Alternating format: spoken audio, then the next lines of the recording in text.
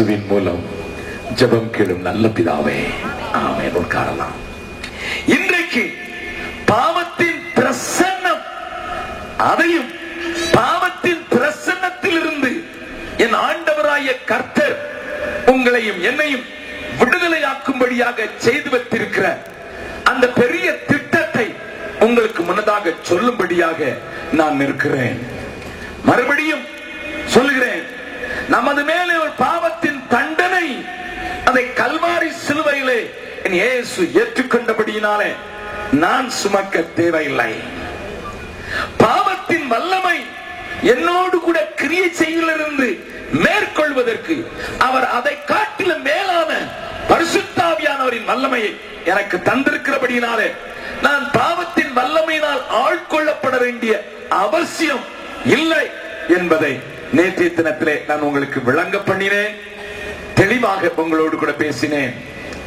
ஆனாலும் கூட நான் பாவத்தின் தண்டனையிலிருந்து விடுதலை அடைந்திருந்தாலும், நான் பாவத்தின் கொடுமையிலிருந்து விடுவிக்கப்பட்டிருந்தாலும், பாவத்தின் வல்லமை என்னை மேற்கொள்ளாதபடி நான் பாதுகாப்பாக வைக்கப்பட்டிருந்தாலும், பாவத்தின் பிரசன்னத்தில் தான் வைக்கப்பட்டிருக்கிறேன் என்பது உண்மை.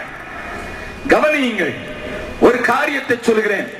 எத்தனை பெரிய மகா பாவியையும் என் இயேசு தூக்கி எடுக்க வல்லவராய் இருக்கிறார் என்று நேற்றைய தினத்திலே நான் உங்களுக்கு உதாரணத்தோடு கூட சொன்னேன். இன்றைக்கும் ஒரு மனிதனுடைய வாழ்க்கை நான் உங்களுக்கு சொல்லி இன்றைய வசனத்திற்குள்ளாக உங்களை வழி நடத்த நான் விரும்புகிறேன்.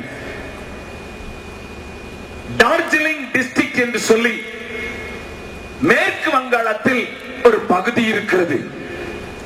நேபாளத்தை ஒட்டி, சிக்கிமை ஒட்டி இருக்கிற அந்த பகுதியிலே ஒரு மிலிட்டரி மேல் கேப்டனாக ஒரு மனிதன் இருந்தார். அவர் ஒரு நேபாளை சேர்ந்தவர், நேபாளிலே பிறந்தவர். ஆனால் இந்தியாவிலே குடியிருந்து அவர் தங்கிவிட்டபடியினாலே இந்திய குடியுரிமையை பெற்றார். அந்த நேரத்தில் அவருக்கு 7 பெண் பிள்ளைகள் இருந்தார்கள். 7 பெண் பிள்ளைகள் இருந்தபோது அவருக்கு ஒரு ஆசை இருந்தது, ஒரு ஆண் மகன் பிறக்க மாட்டானா, என் பெயரை சொல்வதற்கு ஒரு ஆண் பிள்ளை பிறக்க மாட்டாதா என்று ஏங்கிக் கொண்டிருந்தார். அந்த நாட்களில் அவருடைய மனைவி கர்ப்பவதியானாள். கர்ப்பவதியான அவருக்கு ஒரு ஆண் குழந்தை வேண்டும் என்று ஆசையாயிருந்தது. அவர் ஒரு இந்து மதத்தை சார்ந்தவராக இருந்தார். 8வது குழந்தை பிறந்தது என்று செய்தி வந்தது. செய்தி வந்தபோது அவருக்கு சொல்லப்பட்டது அது ஆண் பிள்ளை என்று. ஒரே சந்தோஷம். அலுவல்களிலே போய் எல்லாருக்கும் மிட்டாய் எல்லாம் வாங்கி கொடுத்தார். ரொம்ப சந்தோஷமா இருந்தார். எல்லாரும் கேட்டார்கள், என்ன ஐயா, என்ன கேப்டன், என்ன நடந்ததுன்னு கேட்டார்கள்.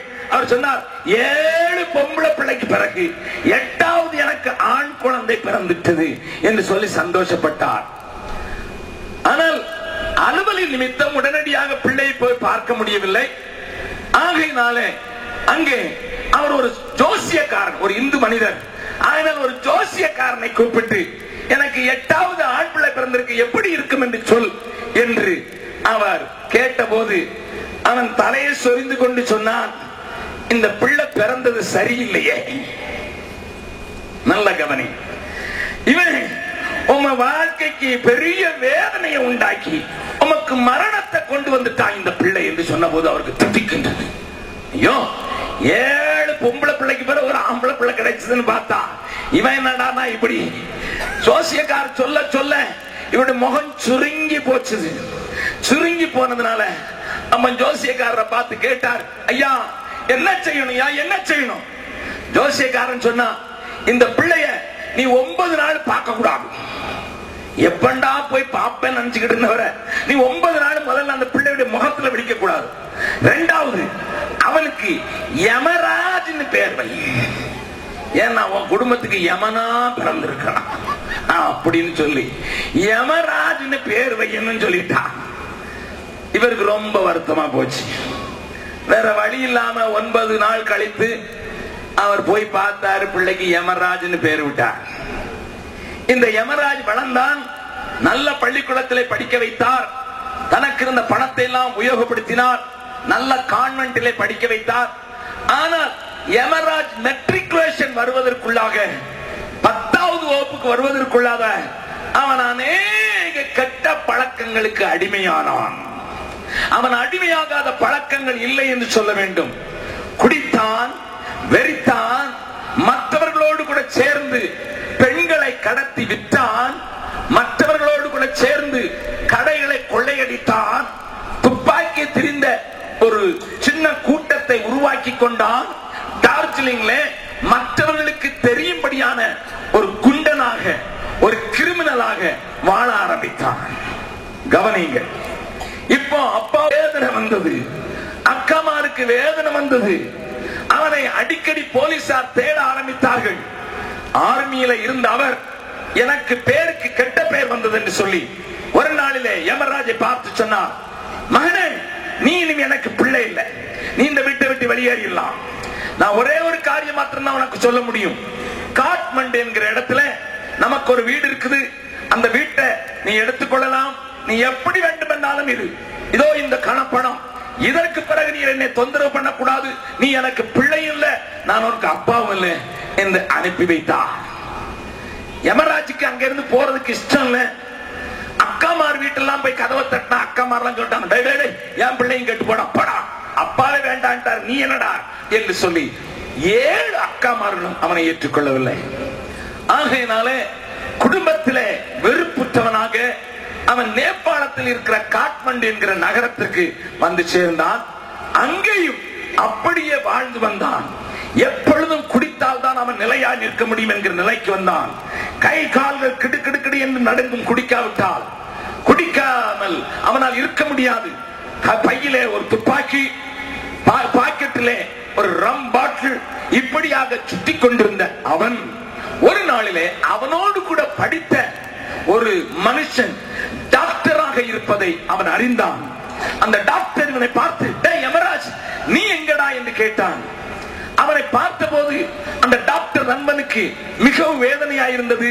வலுக்கட்டாயமாக தன்னோடு கூட படித்தவன் என்கிறபடினால தன்னுடைய ஆஸ்பத்திரிக்கு எடுத்துக்கொண்டு போகும்போது அந்த யமராஜ் இளைஞனாய் இருந்த போதிலும் கை கால்களால் நடுக்கமிட்டவனாக இருந்தான். ஆகையினால அவனை வலுக்கட்டாயமாக மெடிக்கல் சோதனை செய்து பார்த்தால் ஒன்று தெரிந்தது.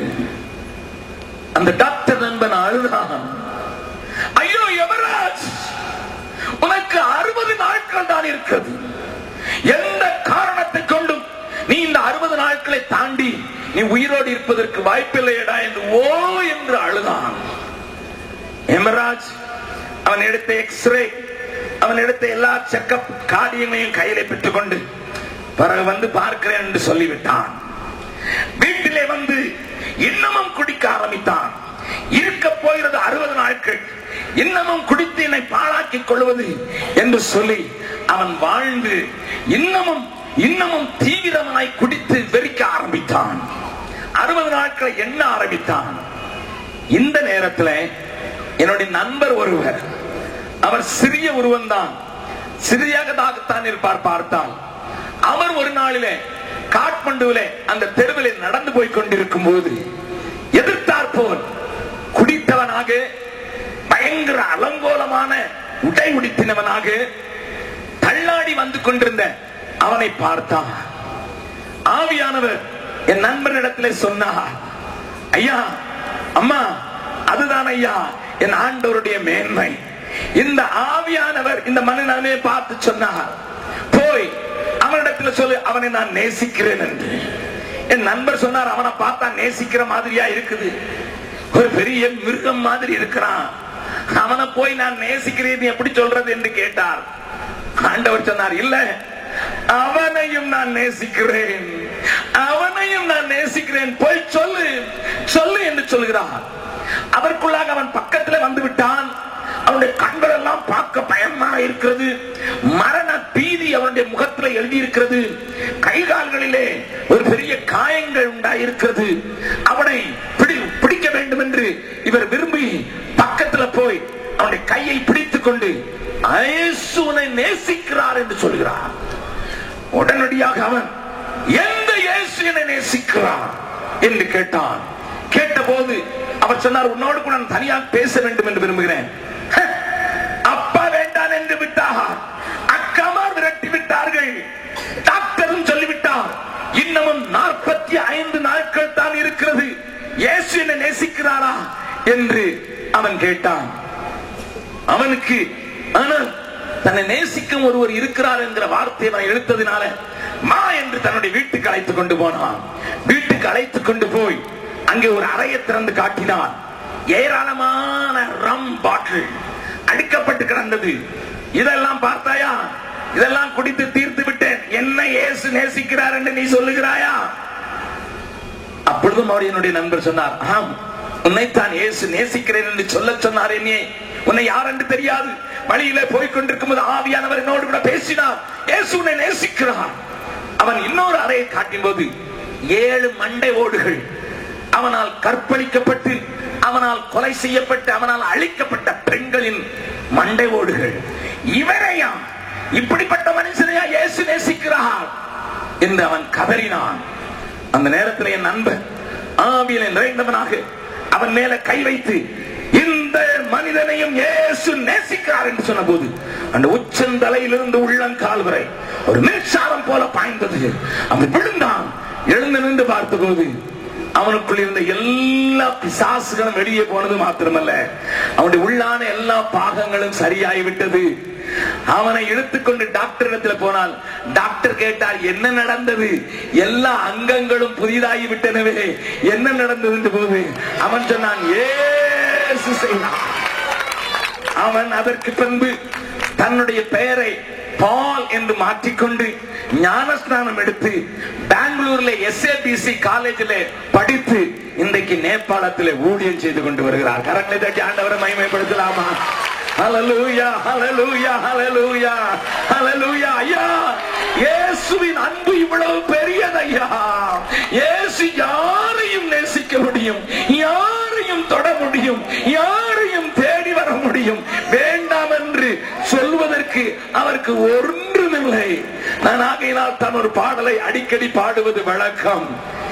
எண்ணும் நன்மை ஏதும் எண்ணிலே இல்லையே, எண்ணும் நன்மை ஏதும் எண்ணிலே இல்லையே, பின்னே நேசித்து என்ன என் பொன்னாதா கல்வாரியே,